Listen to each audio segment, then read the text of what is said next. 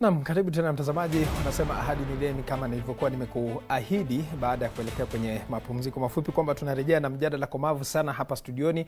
Wewe kama mtazamaji ungependa kuelewa kwa undani zaidi kuhusiana na mswada huu wa fedha mwaka 2026 mwaka 2027. Na wageni tayari wako hapa studioni. Ambaye ameketi karibu nami anafahamika kama Alex Otunga ambaye ni karani bunge la Mwananchi, na upande wa pili kule ninaye CPA Robert Maina ambaye ni mwanachama kamati ya fedha na ushuru ya umma. Ikumbuke kwamba serikali inalenga kukusanya angalau ushuru wa shilingi trilioni 3.6 kati ya mwaka wa kifedha mwaka 2026 mwaka 2027 kupitia mikakati kadha wa kadha.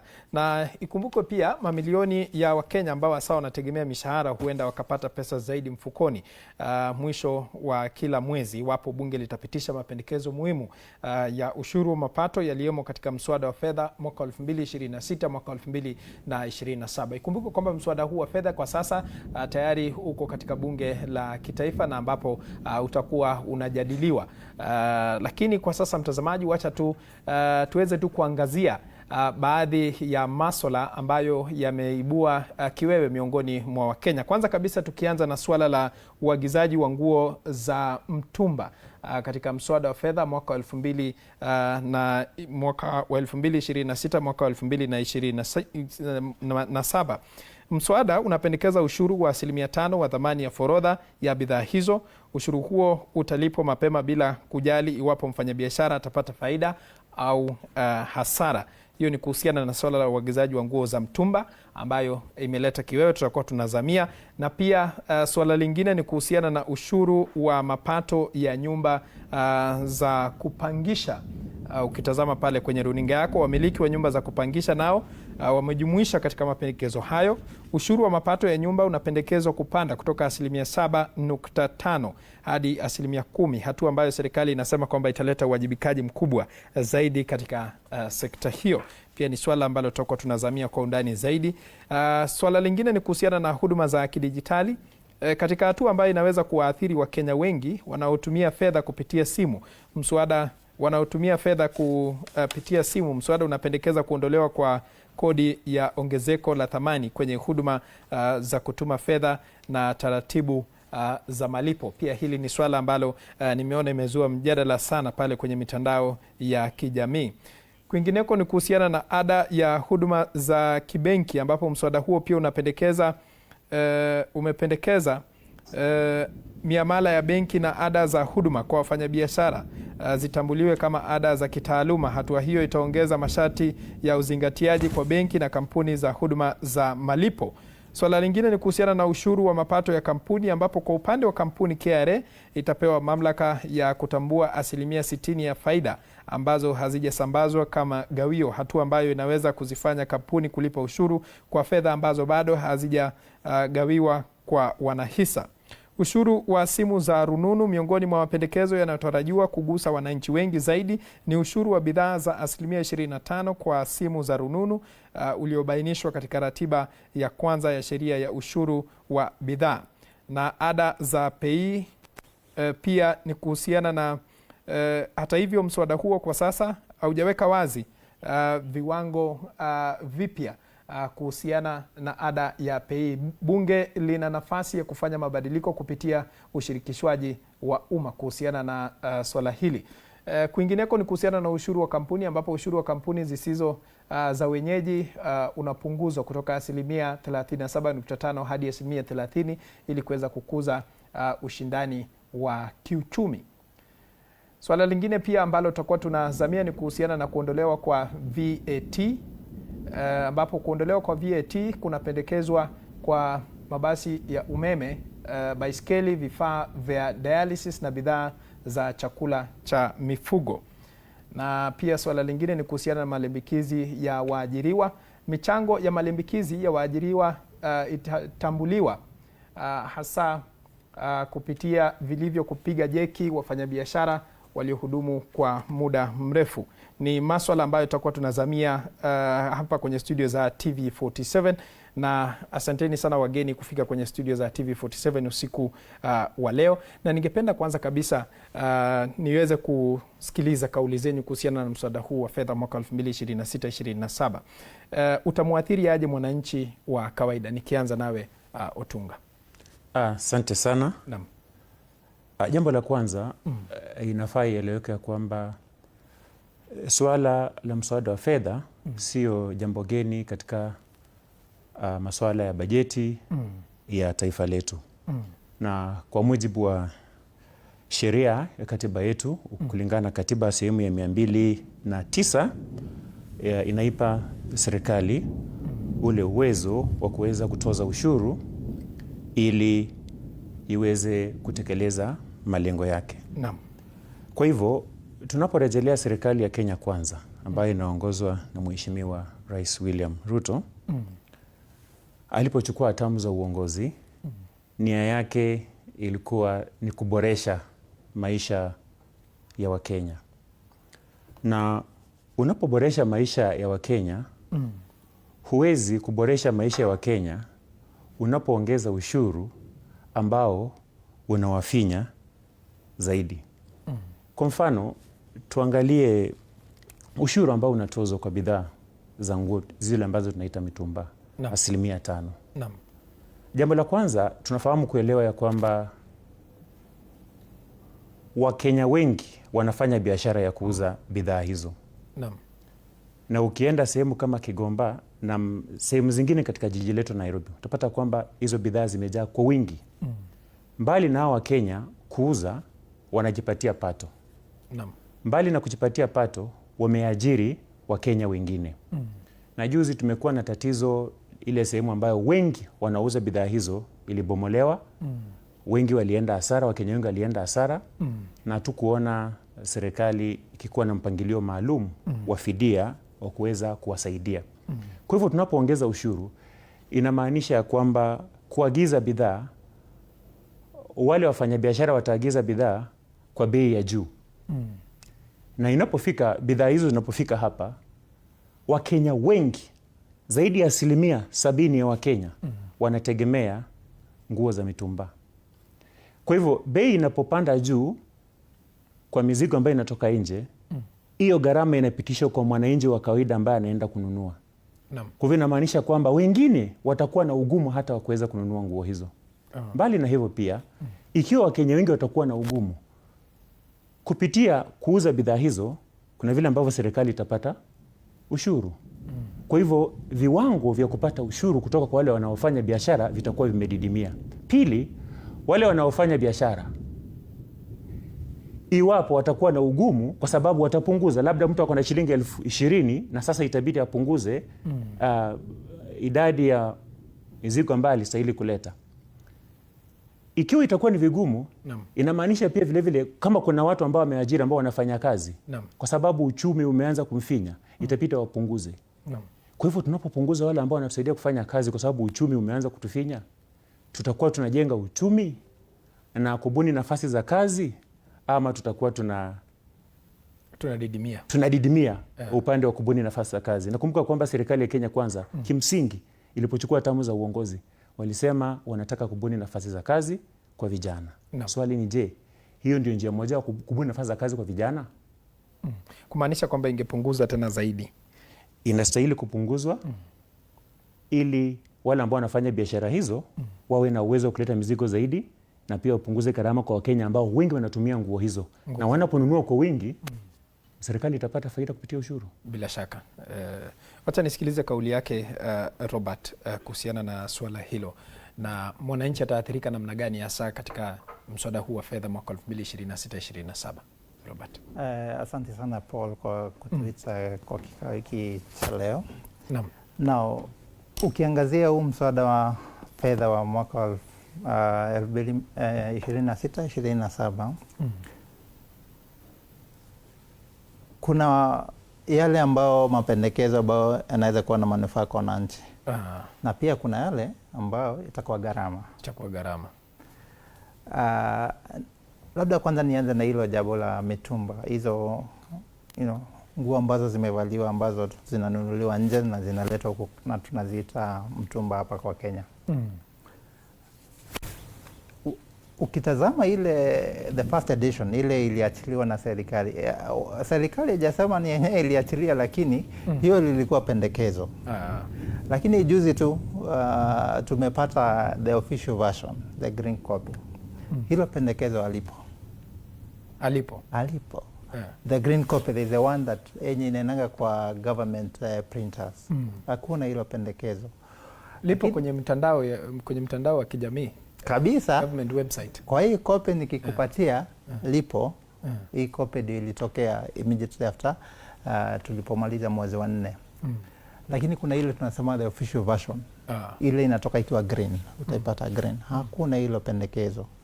Lakini bila kupuzilia hilo jambo, ukisikiza CS bwana FCPA John Mbadi amezungumzia hilo jambo na amesema amenukuliwa vibaya kabisa. Lakini pia amesema walikuwa na mazungumzo na wale watu wananunua hizi nguo kutoka nje. Wakajadiliana na wakasikizana kuwa wataweka kodi ambayo itakuwa rahisi kutimiza. Tukitazamia venye kwa hii the first copy venye walieka ilikuwa what we call presumptive tax. Ile what I call kodi ya makadirio, ni estimate. So unasema kama nimeagiza nguo kutoka nje na dhamani yake zikiingia huku Kenya ni shilingi 1,100, tutasema 5% ya hiyo pesa ndio faida yako. So kama umeleta nguo za 1,100, hiyo ni ile value unalipia kwa customs. 5% ni 5,000. Then kwa hiyo 5,000 wanafaa walipe at 30%. 30%. So the effective tax rate ideally itakuwa 1.5. Asilimia 1.5.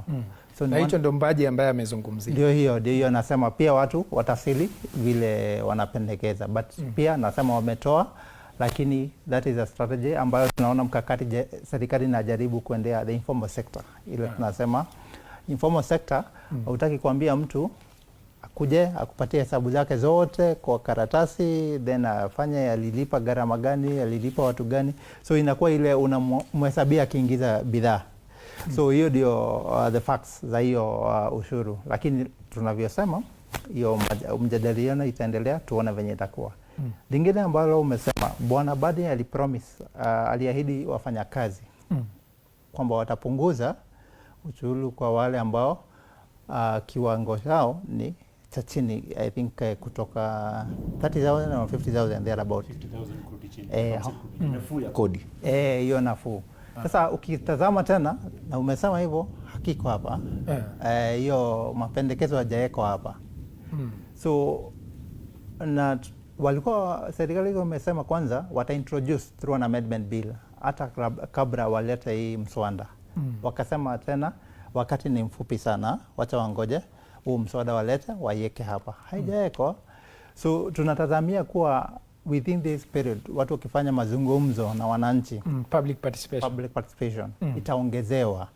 Kwa sasa hivi amna, lakini tunajua serikali imeahidi itatoa hiyo relief kwa wale wafanyakazi wa chini.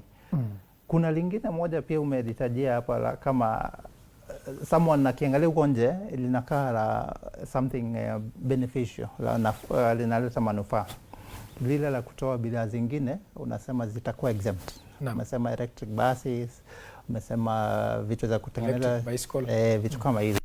Lakini kuna ile concept kwa VAT tunaita vitu mbili. Kuna zile zero rated.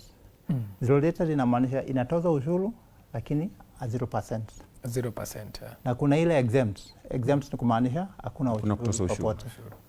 Unapoodoa bidhaa kutoka zile zero rated, sababu hiyo ndio mapendekezo, to exempt inamaanisha kama ni mimi natengeneza chakula ya ng'ombe, kama kuna bidhaa nilinunua na VAT, kama hizi kama chakula ya ng'ombe ni exempt, sitaweza kuclaim ile VAT.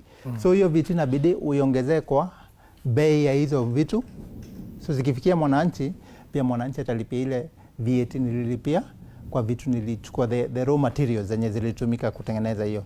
So to someone anaweza angalia ona it's a very beneficial provision but ultimately inaweza ongezea gharama ya vitu ikifikia mwananchi, sababu that manufacturer hataweza kuitisha hiyo VAT kwa serikali. Vitu zikiwa zero rated unaitisha serikali kurudishia VAT. Kama ziko exempt unapitisha hiyo mzigo to the final consumer. Naam.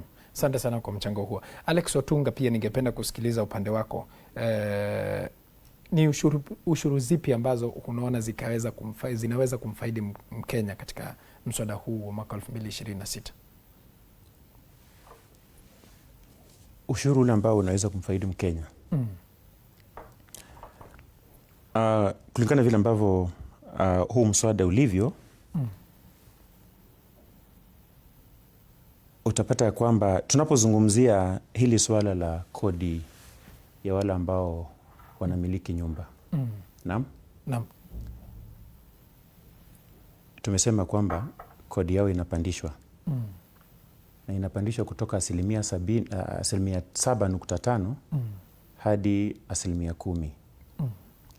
Na inamaanisha kwamba wenye nyumba watakuwa wakilipa gharama zaidi ya kodi. Na ile gharama bado itafanya nini? Itamwendea Mkenya. Kwa hivyo hilo ni jambo ambalo serikali ingejaribu kufikiria, kwa sababu waziri wa fedha Bwana John Mbadi kuna baadhi ya ushuru ambazo Wakenya wamelalamika. Wanapolalamika, jambo ambalo amekuwa akisema, anasema kwamba kuna baadhi ya masuala mengine hayajakamilishwa kwa sababu bado serikali ama wizara ya fedha inahusisha nini? Umma. Nakumbuka tayari amewasilisha makadirio ya bajeti ya mwaka huu, mwaka 2026-27 bungeni. Kwa hivyo kusema kwamba tunasubiri mpaka umma ushirikishwe kikamilifu, labda baadaye iwapo Wakenya watapata afueni. Lakini zaidi ya hayo, tukirejelea ule mswada ambao unasema kwamba hawatatoza ushuru vile bidhaa kama vile tumesema yale magari ambayo yanatumia umeme. Kwa njia moja au nyingine kuna uwezekano huenda ikafaidi Wakenya. Lakini itafaidi Wakenya pia kama kuna mpangilio maalum. Kwa sababu mengi ya magari haya, kwa mfano yale ambayo yanafanya kazi ya umma ama yanabeba abiria, ni yale magari makubwa ambayo yana uwezo wa kubeba abiria wengi. Kama kuna mpangilio mzuri kutoka upande wa serikali, utapata kwamba huenda tukapata afueni upande wa nauli kupunguzia Wakenya, kwa sababu umeona vita ambavyo tumekuwa nao kule Iran. Swala la mafuta kidogo limesababisha gharama ya nauli kupanda juu. Tuseme labda taifa letu lingekuwa na magari kama hayo mengi, hatungekuwa na shida kama hiyo. Kwa hivyo kodi ambayo inaongezwa kwa wale ambao ni wenye nyumba, serikali ilistahili kuangalia sehemu hiyo, kwa sababu Wakenya wengi wanalia maisha imewasukuma. Na hiyo gharama inapoongezwa kwa wenye nyumba, nao wanaisukuma kwa Mkenya wa kawaida kwa kuongeza kodi ya nyumba, kumaanisha kwamba kodi ya nyumba nayo gharama itafanya nini? Itapanda. Kwa hivyo serikali inastahili kuangalia swala hilo ili mswada kama huo uweze kupunguzwa makali kutoka kwa Mkenya. Pia labda jambo lingine pia ambalo ningelizungumzia tu kurejelea hayo, kwa ujumla tunapoangalia makadirio ya bajeti wanatueleza kwamba mwaka huu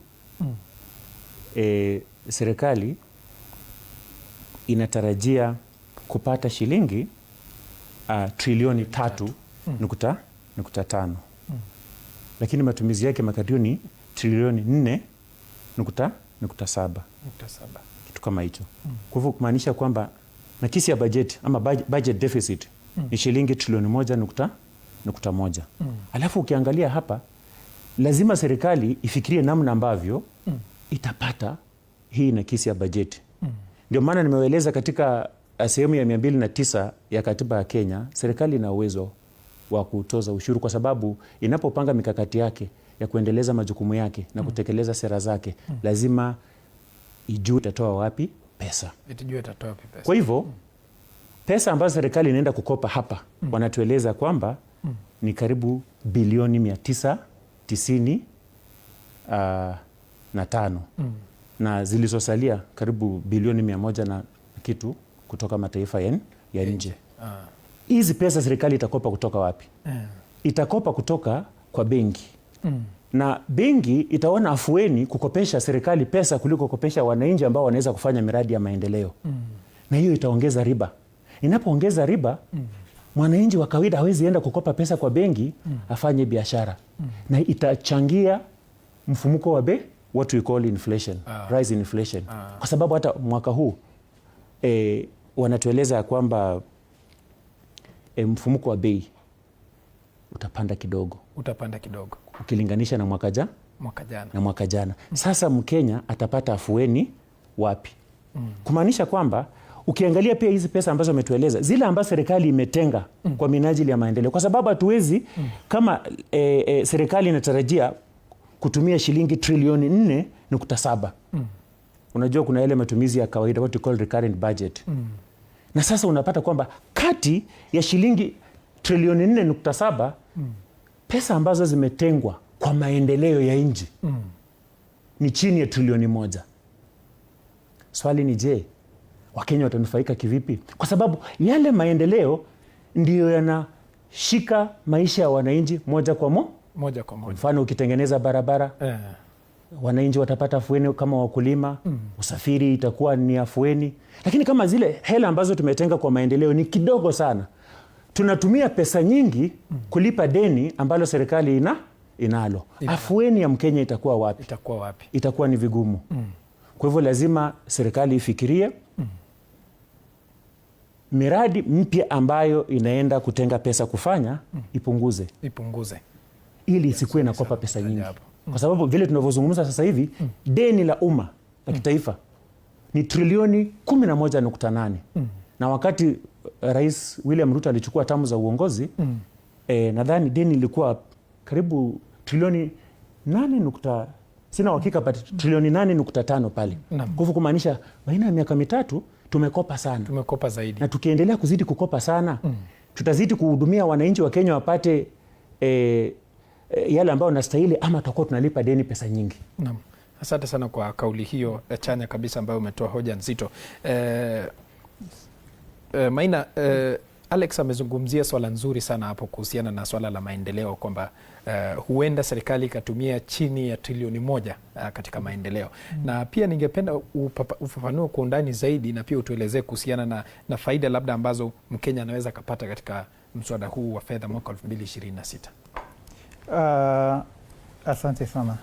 So my colleague Alex ametanya mambo kadhaa ambayo hayako kwa huu mswada kabisa na ni muhimu sana, lakini tunatazamia serikali. Tunasema budget ni bilioni 7.7, lakini ukizingatia history kuna uwezekano mkubwa sana tukimaliza huu mwaka tutakuwa tumefikia trilioni 5, kwa sababu ukiangalia huu mwaka ambao tupo sasa tulianzia trilioni 3.3 tukafanya supplementary budget juzi tu ikapanda kutoka trilioni 4.3 to 4.67 thereabout. So karibu tumefikia ile tunatazamia kufanya in the coming year. So more likely than not tutamalizia trilioni 5. Now ukiangalia the budget overall, the proposals, kuna manufaa yapo kidogo hata kama kuna ile bado gaps and areas wanaweza fanyia. Kuna kiwango kikubwa sana cha fedha kinaenda kwa masomo, education. The biggest consumer actually hiyo ndio inachukua ile pesa mingi kabisa. So ukitazamia move from 844 to hii curriculum CBC, competency based curriculum, na serikali ilikuwa na changamoto sana to transition kutoka 844 to CBC. Hatusemi iko perfect kwa sasa hivi, lakini kuna zile steps ambazo zimechukuliwa over the years ambazo zimesaidia at least kupunguza ile uchungu wa transition. So education, na tunasemanga ukiangalia ule rais wa kwanza alisema some of the key things to get people ile kabisa ni education, afya na ile upuzi kabisa, yani wakuwe wapatie ile wanaweza kuwa na uerevu. So tukiweza kuangalia masomo, then ukiangalia afya, kuna afya pia imepewa fedha, hata kama fedha ambazo zimekuwa proposed kwa afya ni kidogo kiasi. Na tukizingatia kuwa SHIF hii model bado kuna yale uchungu, bado watu wana complain na ilipi pesa vizuri, wako na challenges ku access healthcare.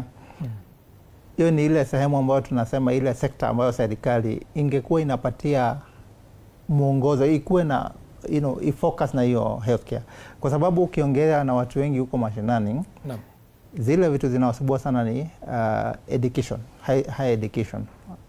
Cost imeenda juu sana. They are not able to access university, college education iko juu sana, gharama ya juu. Afya, hata kama wengine wanalipa SHIF, unasikia wakienda kwa hospitali hawapati madawa. Wengine wanaenda huko hailipi bei zote, so unapata bado wanafanya fundraising na nini. So kwa hizo au say kuna ile some progress, lakini tuko mbali sana kufikia ile mtazamo wa serikali wa universal health coverage. Ile ya kuwa kila mwananchi anaweza pata afueni popote alipo kwa nchi, anaenda kwa hospitali anapata madawa, anapata madaktari. So those two areas au say kuna manufaa, lakini pia kuna mengi ambayo serikali inahitaji kufanya. Na tunavyosema, kama mwenzangu hapa amesema, development expenditure kwa kiasi chake ni kidogo. Pesa mingi inaenda kwa recurrent expenditure, ile ya kulipa wafanyakazi, ile ya kulipa wana travel na nini. Development expenditure na pressure inatoka kwa sababu tuko na madeni mingi alivyosema pia. Nalipa interest, riba ambayo tunalipa kila mwaka ni trilioni 1. So tukiweza kupata ile ambayo serikali inatarajia trilioni 3.5 ambayo ni ngumu pia kupata, tunasema trilioni 1 tushatumia kulipa riba. Hata sio principal, riba ishaenda. So ukitazama where we are as a country, kubalance hiyo recurrent na recurrent na development expenditure, hiyo ndio the most pain point inaonekana kwa serikali. A lot of focus, a lot of money inaenda kwa recurrent, yet wananchi wanangoja barabara, wanangoja afya, wanangoja vitu zingine zifanye. So it's a balance which inakaa serikali. Pia Mkenya angependa kuelewa kuhusiana na tofauti kati ya mswada ambao ulikuwa umeangushwa ule wa mwaka 2024 na mswada huu wa mwaka 2026. Tofauti kubwa iko wapi hasa? Nikianzia vifo mwenzangu aje, 2024 serikali ilikuwa inatazamia kuleta mapendekezo mengi sana. Walikuwa wanatarajia kukusanya kiasi cha bilioni 350 hivi ya uchuru kuongezeka. Kuna ile already serikali inaokota every mwaka, lakini ilikuwa inataka additional 350 billion. So mapendekezo yalikuwa mengi sana. Wanataka kuweka ushuru hapa mpaka kwa magari, that was a famous, mpaka kwa gari ilikuwa waweke motor vehicle levy. Na vitu mingi sana walikuwa watoe kutoka, kama venye nasema tax expenditure. Tax expenditure ni ile ya kusema ulikuwa umepatia kitu exemption. Unakumbuka unga, hata walikuwa ilikuwa ni mkate. Nakumbuka mkate walikuwa wasema mkate kama iko zero rated, ile tunasema itozi ushuru, walikuwa wanasema wanataka kuondoa hiyo privilege ianze kutozwa VAT. So walikuwa mapendekezo walikuwa tu mengi sana. Kwa sasa hivi yes, kuna mapendekezo kama tunavyosema, wale ambao wanamiliki manyumba wanataka kutozwa 10%, lakini kuna ile pia it's a better average. Au say uwezi compare na 2024. 2024 ilikuwa very adversarial, ilikuwa on the extreme. Sasa hii kuna wale mapendekezo yes, but pia kuna wale a bit of relief. It's a balance. Na natazamia sana ni kama hao tunasema ambao wamiliki wa nyumba, tulikuwa 10% 2024 by the way. Tukapunguza kutoka 10% to 7.5. Sasa hivi serikali inataka kurudi 10%. So kuna zile pia tunasema sera kutofautiana. There is no consistency ya policy. So wanapatia relief, then after 1 or 2 years hiyo relief inaondolewa. So there's a bit of that. Pia nilikuwa nataka kuchangia kusema kwamba hatusemi ya kwamba huu mswada wa fedha wa mwaka 2026-27 ni mbaya. Bali tunaangazia yale masuala ambayo yanamfinya Mkenya. Lakini pia tukiangalia kwa mfano kile kiwango ambacho kimetengewa serikali za majimbo ama county, pia tunapata kwamba kidogo, ijapokuwa asilimia yenyewe ni duni, lakini wanaongeza kidogo kutoka shilingi bilioni 420 mpaka 495, kwamba kuna zile ambazo tunaita equitable sharing na kuna those ones we call conditional grants, zile ambazo natumai katika masuala ya kiuchumi, iwapo kaunti imepewa hela hizo, ikirudisha hakuna tunasema faida, itarudisha. Kama ulipatiwa shilingi bilioni 5 ama 10, zile utarudisha tu. Kwa hivyo upande wangu pendekezo hilo katika mswada huu, iwapo kwa kweli litapitishwa na ikuwe sheria, inamaanisha kwamba county government zitapata kidogo, hela zao zitaongezeka ukilinganisha na mwaka jana. Kumaanisha kwamba tutakuwa tumepeleka maendeleo katika, ama tutakuwa tumepeleka maendeleo mashinani. Nadhani hilo ni jambo ambalo hatuwezi tukasema kwamba ni baya. Ni jambo nzuri katika mswada huu. Na vile ambavyo alikuwa amesema, ukweli upande wa elimu wametenga kiasi kikubwa cha fedha, na ni swala ambalo ni muhimu sana, kwa sababu elimu ni muhimu. Ukiangalia mtaala wa umilisi, kwa kweli unahitaji hela za kutosha. Nadhani tumekuwa tukiona baadhi ya vituo vya habari vikituonesha kwamba kuna baadhi ya wanafunzi wa gredi ya 10 ambao hawajajiunga na shule. Lakini kumbuka rais mwenyewe alinukuu na kusema kwamba alikuwa ameagiza wasimamizi wa serikali wa vitengo vyote wahakikisha kwamba hakuna mtoto ambaye alifanya mtihani katika gredi ya 9 ambaye hajajiunga na gredi ya 10. Kwa hivyo iwapo hela hizi kwa kweli zitaweza kufikia shule kwa wakati unaofaa na ziwe za kutosha, na serikali ihakikisha ya kwamba watoto wote wanaenda shuleni, litakuwa ni jambo la manufaa. Mswada wa mwaka 2024 ambao ulileta kiwewe na msisimuko, na vijana wakaleta shida sana. Vile ambavyo mwenzangu amesema, unajua kuongeza ushuru kwa bidhaa muhimu vya kimsingi katika maisha ya wananchi ni swala baya sana. Na hayo ndio mojawapo ya yale mambo ambayo yalifanya wananchi walalamike. Wale ambao wanamiliki magari, kuna ule ushuru ambao walikuwa wakilipa nadhani shilingi 5,000 kulingana na kukadiria model. Alafu tuseme kwamba gari hili dhamani yake ni pesa ngapi. Lakini ikawa imetoka shilingi, wakasema kutoka shilingi 1,000 kwa mwaka, 5,000 kwa mwaka mpaka 1,100. Naona masuala kama hayo ikawa pia inawafinya, wala itaenda kuwafinya wale ambao wanamiliki magari. Na pia kuna ule ushuru ambao tunasema ule wa mafuta ambao unapelekwa kwa ukarabati wa barabara, road maintenance levy. Wakati ule ulikuwa tunazungumzia 18%. Lakini sasa ikawa imeruka kutoka 18% mpaka 25%. Ijapokuwa alitueleza kwamba kuna masuala mengine ambayo serikali ilikuwa imepuuzilia mbali. Leo hii tunapozungumza tunazungumzia asilimia gani? Tunazungumzia 25%. Kumaanisha kwamba Wakenya pia waliharibika kwa sababu lile swala halikurekebishwa.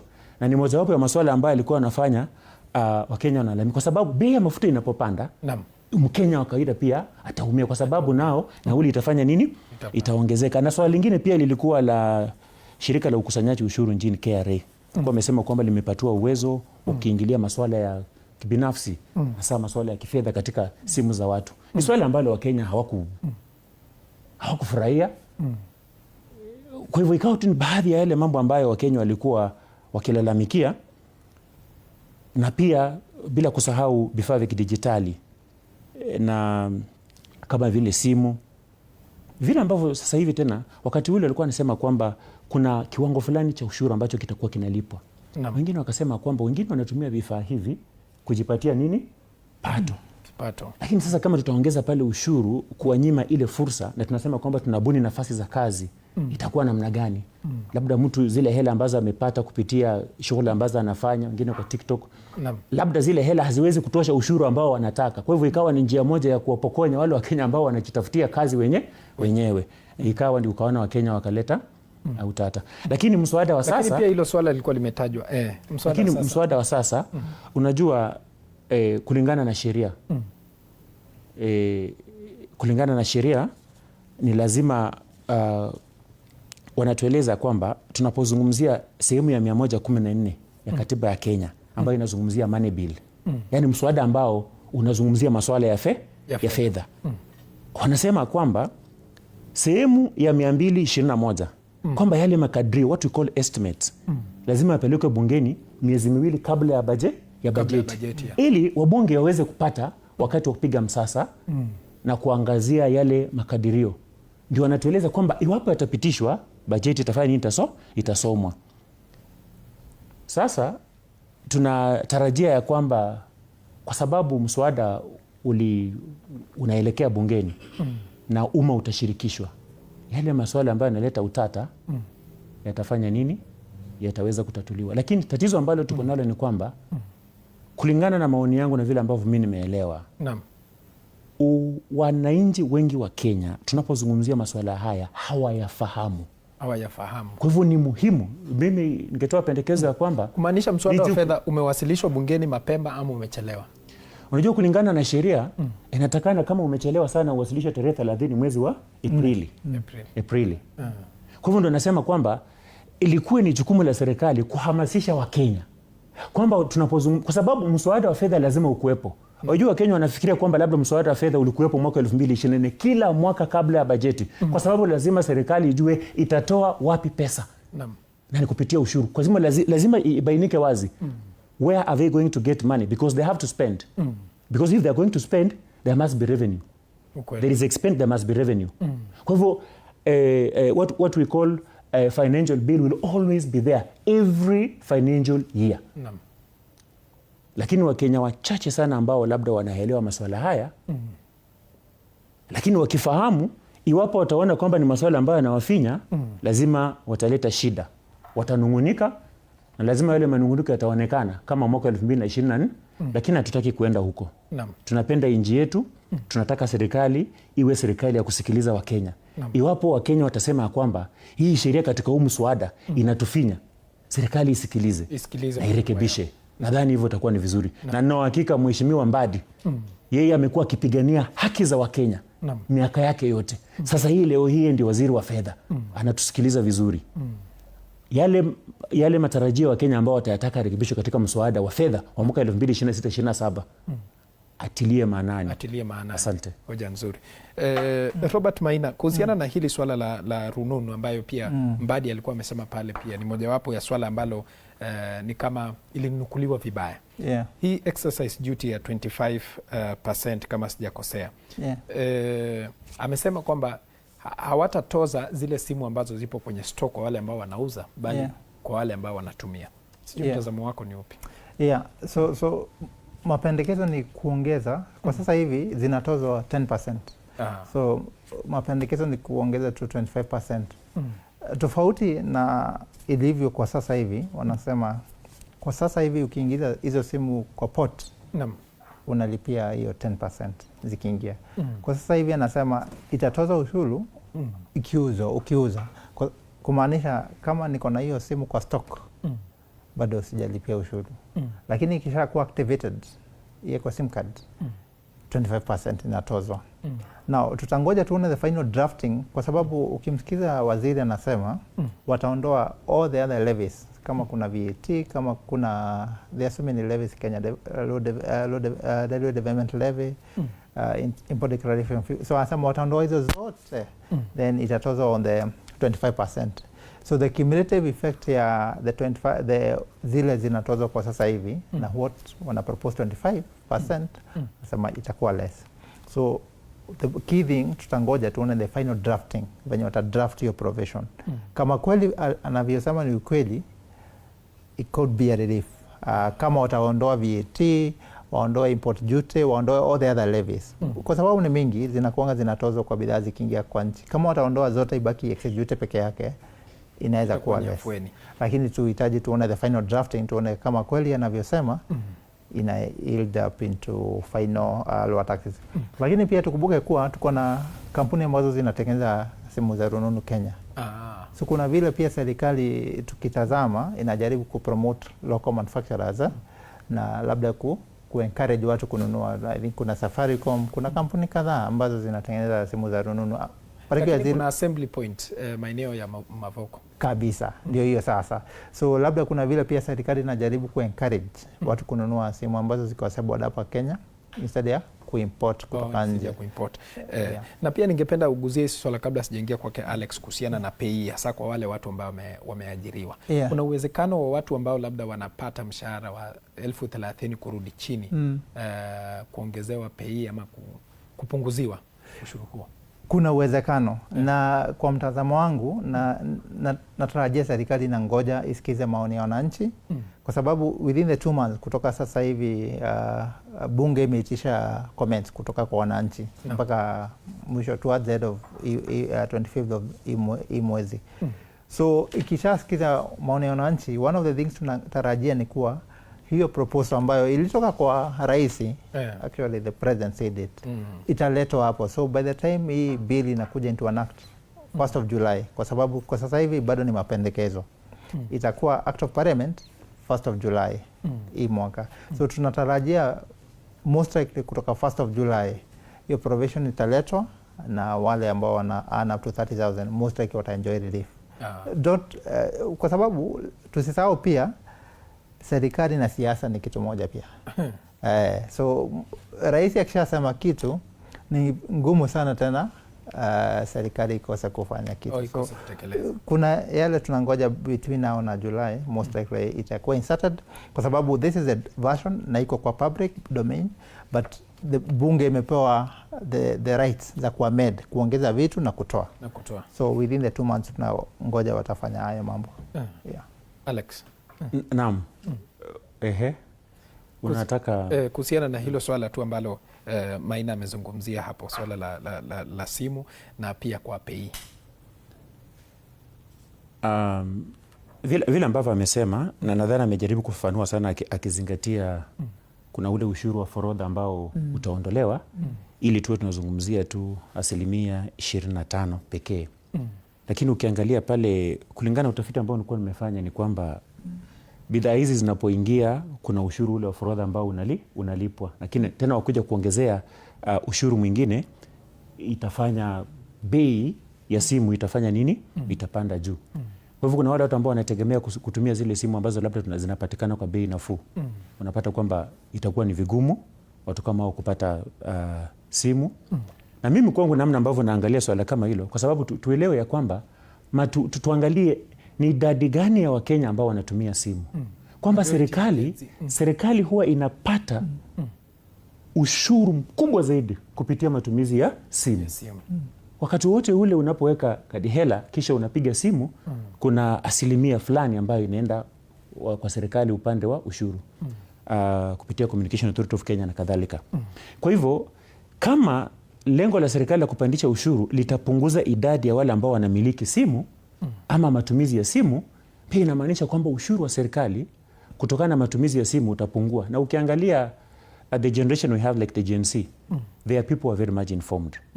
And when it comes to digital literacy, I think they're very high.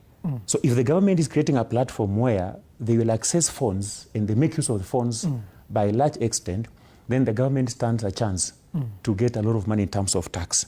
Lakini sasa utapata kwamba even digital access is going to drop. Kwa sababu kama watu, iwapo ule ushuru utawekwa, na sasa Wakenya, kwa sababu gharama ya kununua simu itapanda na 20% ama baina ya 20 na 30. Kwa hivyo gharama ya simu itakuwa juu. Sio kila mtu sasa ataweza kumudu kununua ile simu ambayo alikuwa anatarajia. Na sasa simu ambazo tunatumia kama smartphones kama hizi, utapata watu wengi wakiweza kumiliki kwa sababu itakuwa ni vigumu. Alafu Bwana Mbadi, nikirejelea swala la ule ushuru ambao unalipwa na wafanyakazi, kodi ya wafanyakazi, pay as you earn. Katika mikutano yake na matamshi yake, Mbadi ilikuwa ni njia moja kupatia Wakenya matumaini, pia kuonyesha kwamba serikali inajali Wakenya na haitaki, doesn't want to keep on raiding on Kenyans pockets, especially the working class. Na walikuwa wametueleza kwamba kulikuwa na kile kiwango kwamba wale ambao hawalipi ushuru, wale ambao wanapata shilingi 24,000 kurudi wapi? Chini. Akasema ataongeza. Sasa wale ambao wanapata pesa 30,000 kurudi chini, hawatakuwa wanalipa, watapatiwa ile ambayo tunaweza kusema kwamba ni nafuu ya ushuru. Lakini alafu pia wakasema pia wale ambao wanapata shilingi 50,000 kurudi chini, kuna asilimia fulani ambayo sasa watapunguza. Ili pia kuna zile hela ambazo watawaachia. Ikawa baina shilingi nadhani ni 700 na karibu shilingi 2,000 na kitu. Kwa hivyo kidogo yani inamaanisha kwamba wangerudishia Wakenya pesa mfukoni by reducing the percentage at which they were paying. Lakini kulingana na udadisi na mswada ambao tayari unaelekea bungeni ama umewasilishwa bungeni, ni kwamba swala hili halijaguziwa. Labda kama na nadhani ya kwamba pia serikali inaweza kuwa imefanya kimakusudi ili kama Wakenya hawatalizungumzia litasalia vivyo hivyo. Kama hawatalizungumzia, mwenzangu amesema kwamba ujue pia serikali hatua zake ni za kisiasa. Kwamba ili swala la kupunguza ushuru kwa wale ambao wanapata shilingi 50,000 kurudi chini 30 na haijazungumzia. Iwapo Wakenya hawataliona vile ambavyo nimekueleza, Wakenya wengi hawafahamu swala haya. Kama hawatayazungumzia, basi serikali itanyamaza, na ikinyamaza hiyo itakuwa ni sheria. Lakini kama labda watalizungumzia, litajitokeza kupitia mawasilisho ya umma, wataliangazia. Lakini vizuri serikali iangalie, kwa sababu mfumuko wa bei nao unapozidi kupanda, gharama ya maisha inapanda. Kwa hivyo ukiwachia Mkenya shilingi kidogo kwa mfuko, itakuwa ni vizuri.